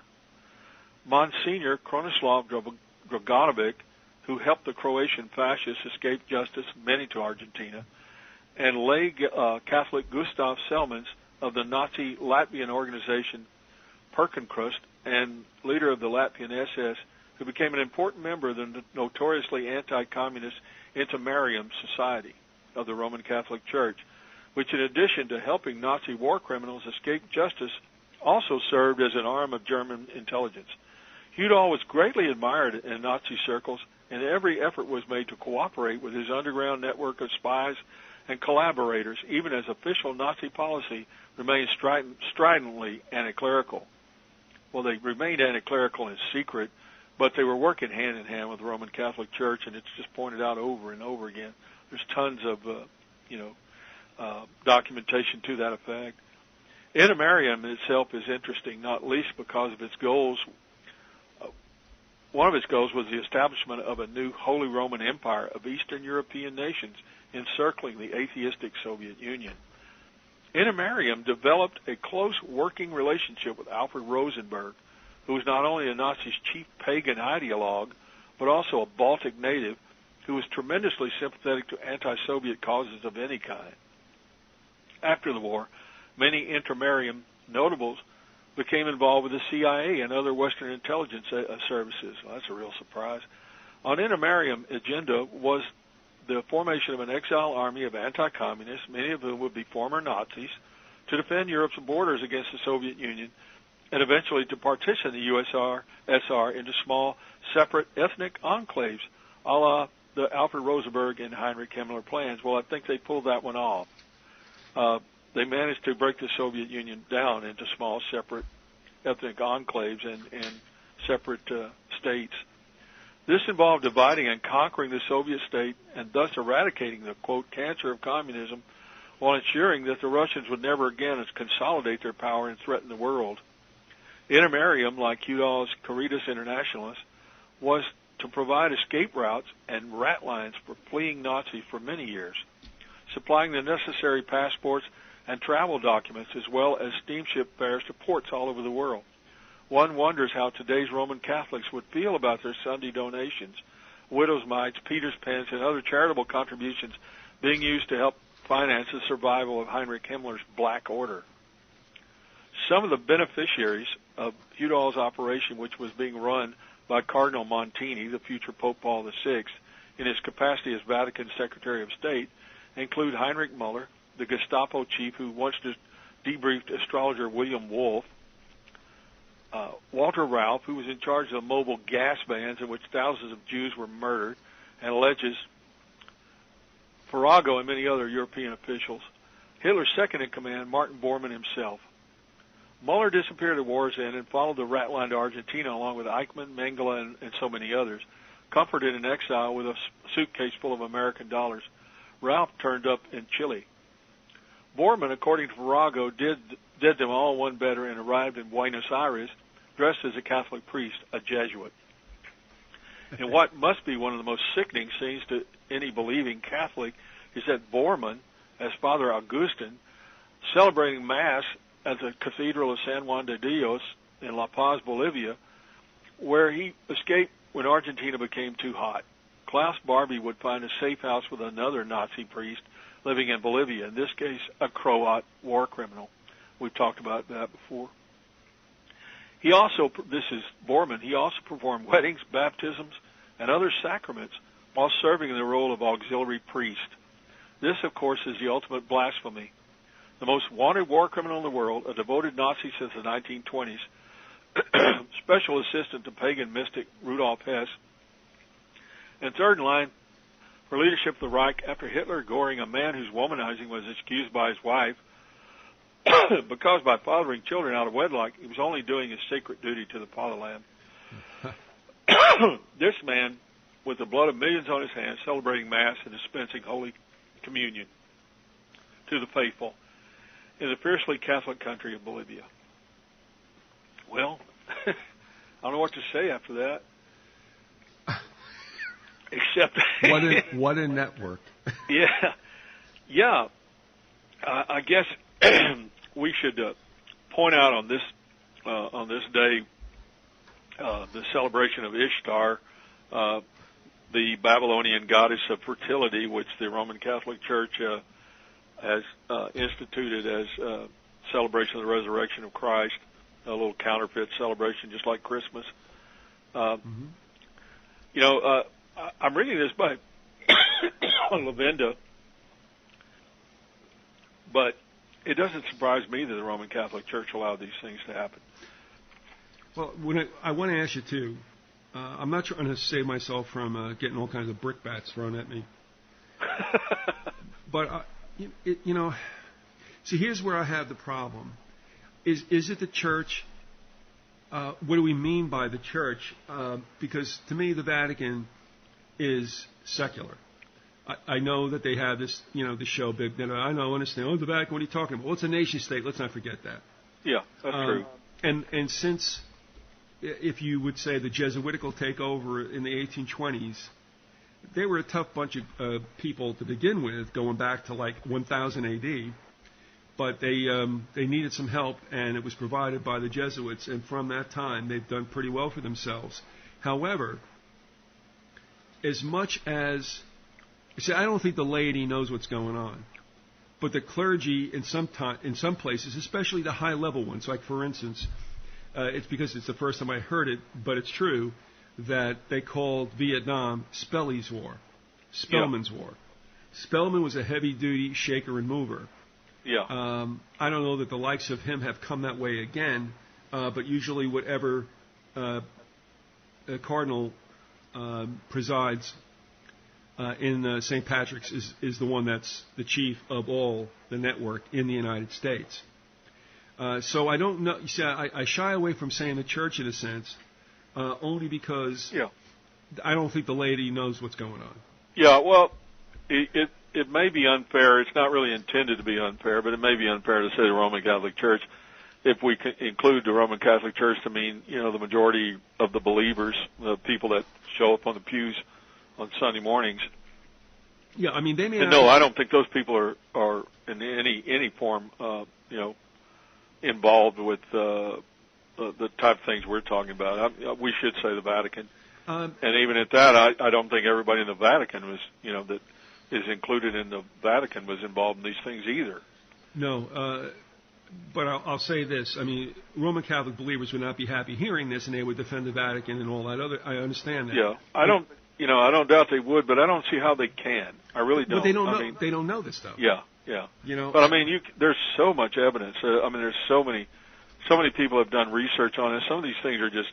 I mean, let's face it. I mean, the Roman Catholic Church, or let's say the Vatican again, was involved with bringing fascism and Nazism into power with the Lateran Treaty and the Concordat in the 1920s and 30s. Hey, listen, they had their shadow cast over the United States in the Civil War. Yeah. Right, and Cardinal Antonelli, I had asked Wilcox once about Cardinal Antonelli. I said, was he here? He said, no, he was in the Vatican, but he was looked at perhaps as being, you can almost say, like the Vatican's man in the United States. Right. And that's when Charles went back into that chroniclingamerica.loc.gov site, and you can find articles in major dailies in the United States that will tell you of this problem that has been completely sanitized from our history books. Right. It's the reason why did John Surratt, who escaped a prosecution for the assassination of Lincoln, wind up in the Vatican Guard? I mean, It gets a little weird. Well, I'll tell you one very brave journalist, and it crushed his career. Seldes? It was Seldes. Yes. George Seldes tried, even way back in the days, even before the Spanish Civil War, but especially in the Spanish Civil War, he tried to point out how the Roman Catholic Church was the driving force behind bringing Mussolini and Hitler's troops into Spain to support Franco and their rebellion against what had been a legally elected government. But the problem was that the Republic, the anarchists, the socialists, and especially the communists, it was kind of a mixture of different people or different groups on the left. The problem with them was that there was a group of them, I think probably the communists, maybe the anarchists too, had gone around and persecuted the Roman Catholic Church once they took over, sort of a revenge factor, because the Roman Catholic Church and the priest had been so in bed, not literally, hopefully, but they were in bed with the aristocracy there in Spain, and they saw them as being part of the oppression of the upper class, and quite a few of them were killed. Yeah. And so the Roman Catholic Church, the Vatican, gosh, I keep saying it. Sorry. No, the Vatican got really upset, obviously, and did everything they could to arrange a situation where Mussolini and Hitler's troops were brought in to put an end to the Spanish Republic. And it was basically what Seldes called it, a dress rehearsal for World War II. Yeah. And he kept trying to tell the American public that they weren't getting the truth about it, that the Vatican was setting the whole thing up.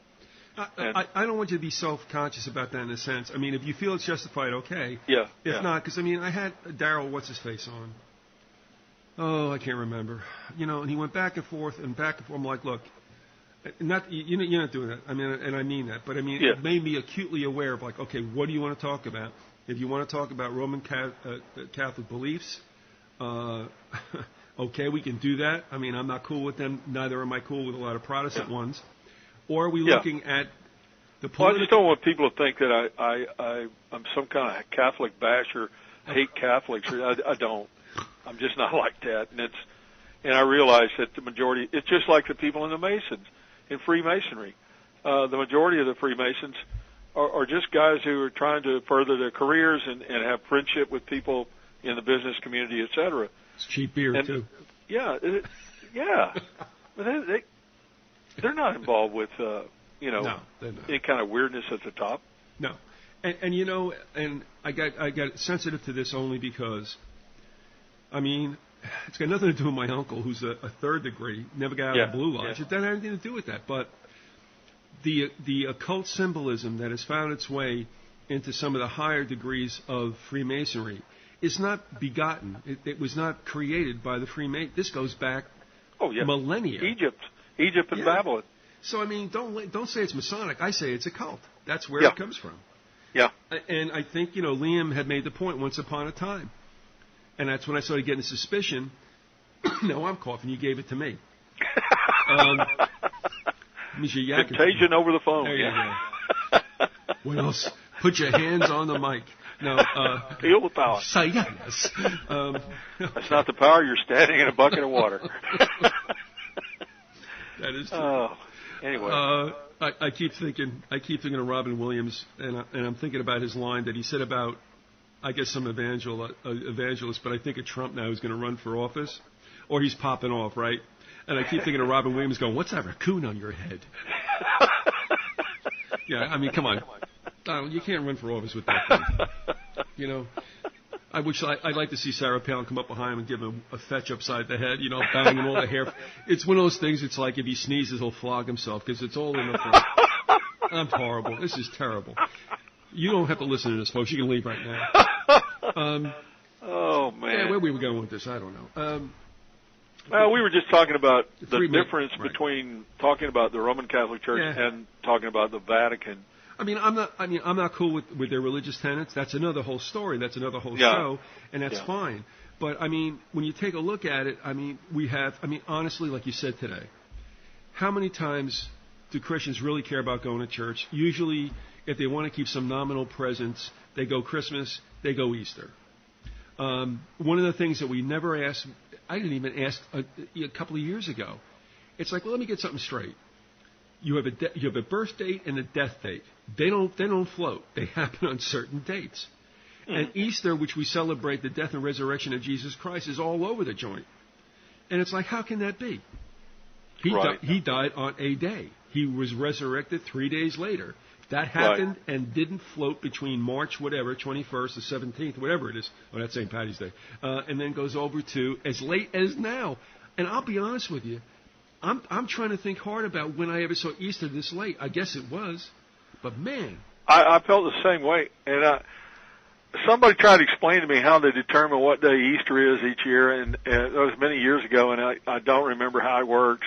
But it doesn't make a lot of sense to me. No, it's got something to do with the vernal equinox. And it's all about the fertility rites, and it was just the Roman Catholic Church, which is led by the Vatican. But it was Constantine that did it. Yeah, they decided to incorporate that into their state version of Christianity. It was a festival that the people knew about and were familiar with, and they decided to go ahead and incorporate that. Could you wait just a second, Viz? I've got something I'll read for you. Sure. This is several different sources. Langdon tells us, and this is S.H. Langdon in his book, Semitic Mythology, this is a comment on it. Langdon tells us that Mary worship came from ancient Babylon, where the Virgin Mother Goddess was worshipped under the name Ishtar. Elsewhere in the Near East, the Mother Goddess was called Astarte, Ashtoreth, Persephone, Artemis, or Diana of Ephesus, Venus, and Isis. This goddess, considered to be the greater than any god, with little g, was called by the heathen the Virgin Mother, Merciful Mother, Queen of Heaven, and My Lady, which is what Madonna means in Italian. Langdon says she was often sculptured in mother and infant imagery, or as a Mater Dolorum, sorrowful mother, interceding for men with a wrathful God, and thus ancient paganism was brought into the churches and lives of Christians. Got some other things here. During the Reformation, all the great Protestant leaders identified the Roman Catholic Church with Babylonian mystery religion. Rome had been equated with a harlot since the early church. The woman in John's vision had been symbolically equated to Rome ever since the 5th century. This is verified by St. Jerome, who lived from 347 to 420 A.D., one of the most noted scholars of the period, who translated the Bible into Latin. Hastings states, the identification of Babylon with Rome dates at least from the time of St. Jerome, page 84, Dictionary of the Bible by James Hastings. And then we go into what the Roman Catholic priesthood has said, in particular Cardinal Newman in his book, The Development of the Christian Religion by Cardinal Newman. Cardinal Newman admits in his book that the temples, incense, oil lamps, votive offerings, holy water, holidays, and season of devotions, processions, blessings of the fields, sacerdotal vestments, the tonsure of priests and monks and nuns, images and statues are all of pagan origin. Then Cardinal Gibbons says in his book, Faith of Our Fathers, the penetration of the religion of Babylon became so general and well known that Rome was called the New Babylon. And then in The Rise of the Medieval Church by A.C. Flick, the mighty Catholic Church was little more than the Roman Empire baptized. And then again from Langdon, from ancient Babylon came the cult of the Virgin Mother Goddess who was worshipped as the highest of the gods.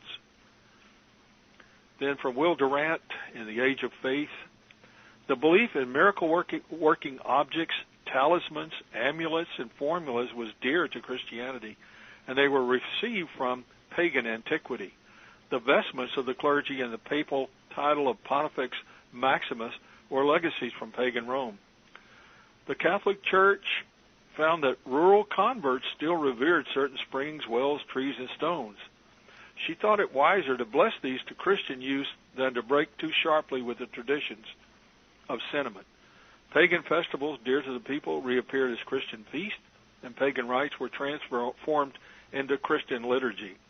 The Christian calendar of saints replaced the Roman fasti, or pantheon of gods. Ancient divinities dear to the people were allowed to revive on the names of Christian saints. Gradually, the tenderest features of Astartes, Cybele, Artemis, Diana, and Isis will gather together in the worship of Mary.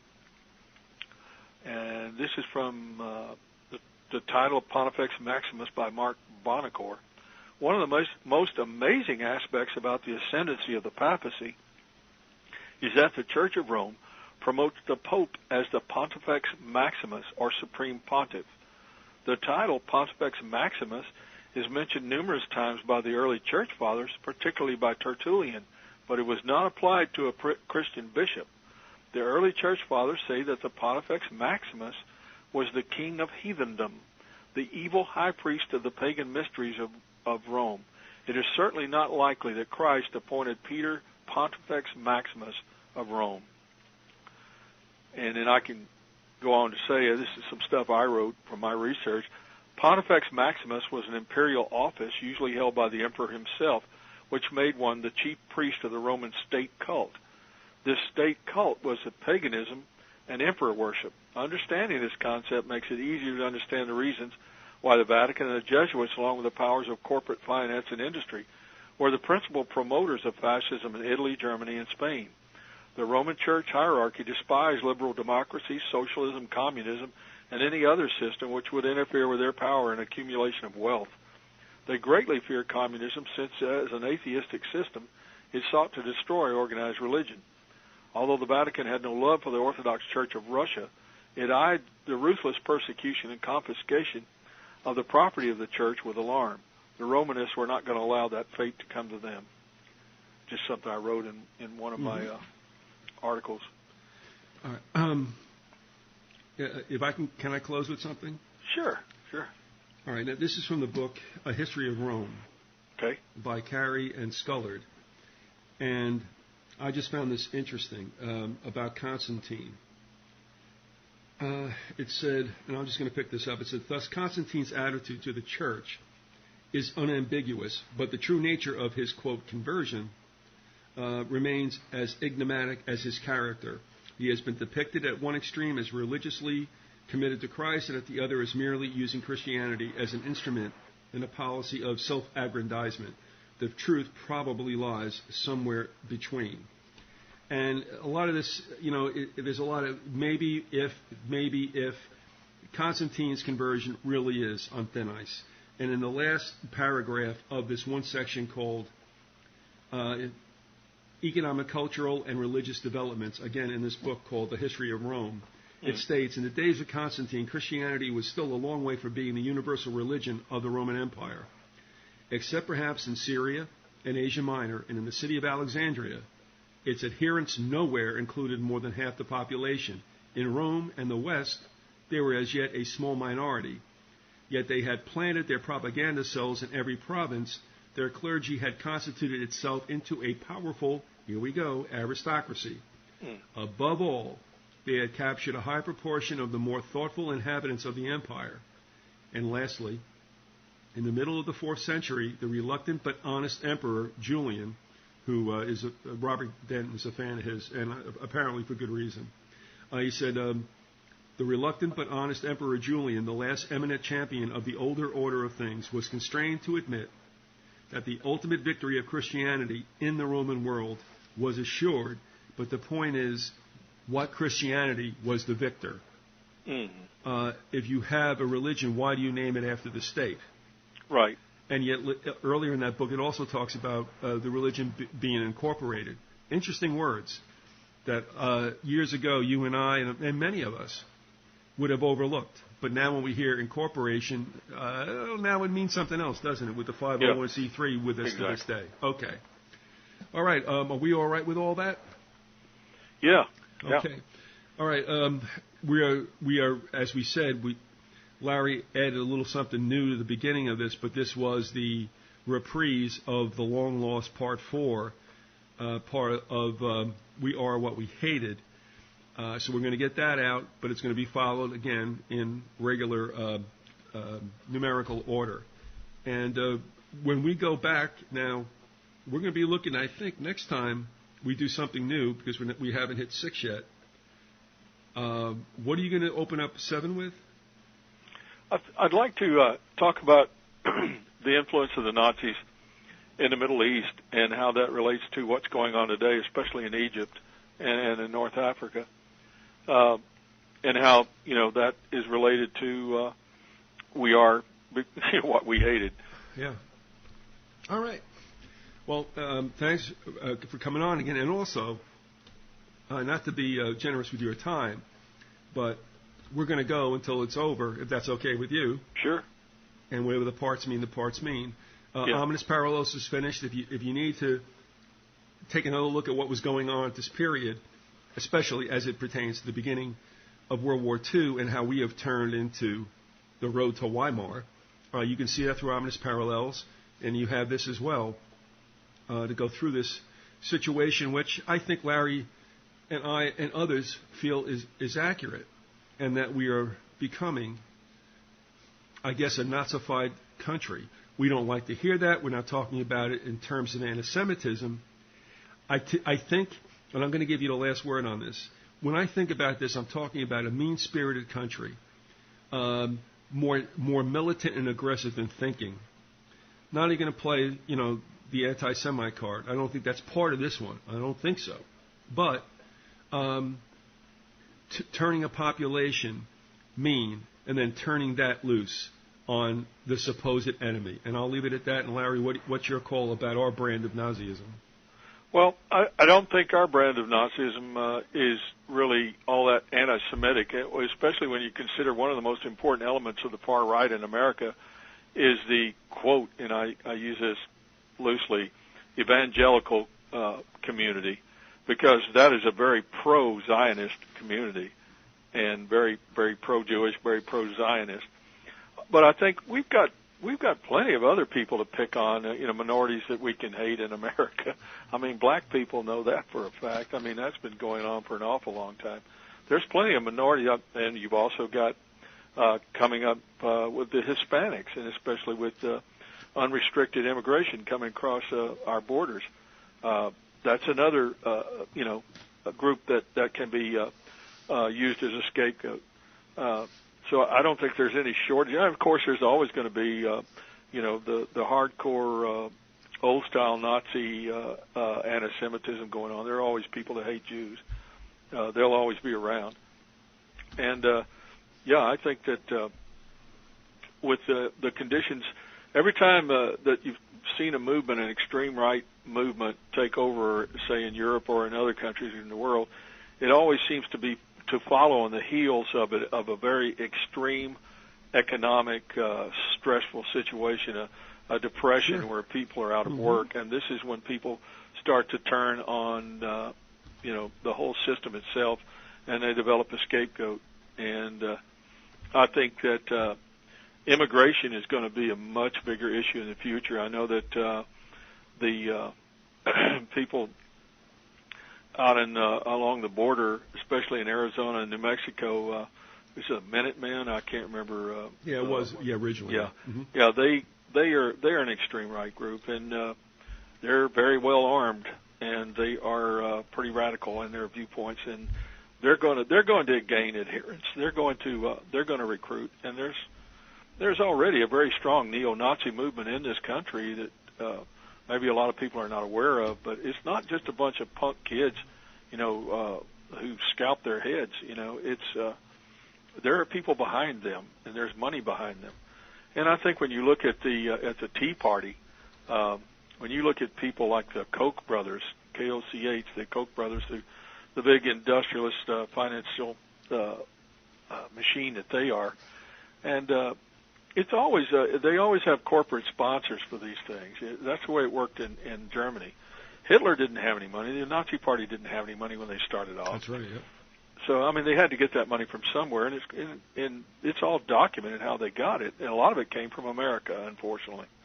So there's always that element here, and we've got them now instead of Averill Harriman and Prescott Bush and that gang. Now we've got the Koch brothers, So, and I'm sure there are others, in the old days, H.L. Hunt was always behind far right causes in this country, and his foundation and the people that have come behind him may still be in that too. I haven't really investigated it. Well, you got to love the fact that he cornered silver like he did too. Yeah, right? yeah. What a guy. I own he Costa was a Rica. trip, man. Oh yeah. That was a guy who shot from the lip. I mean, he would say things that,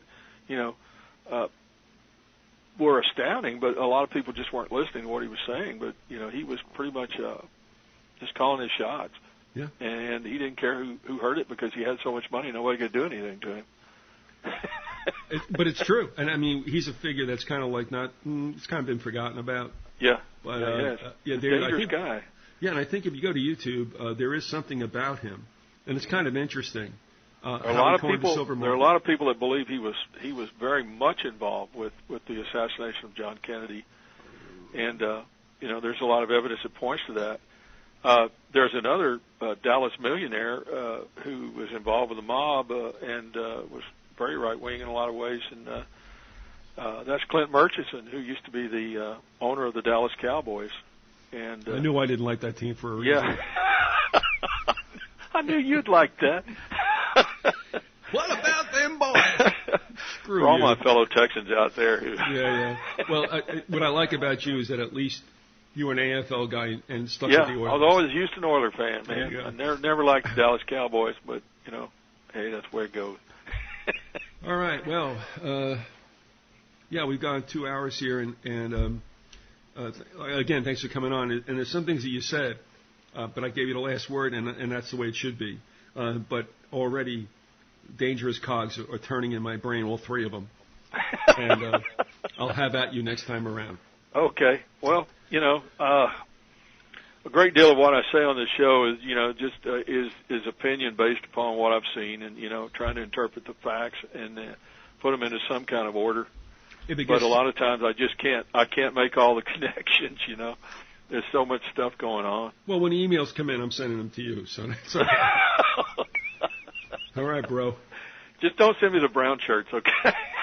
Oh no, these are the brown pants. I'll see you. No. I'm not going to touch that line. And you shouldn't, because that's exactly where I'm going.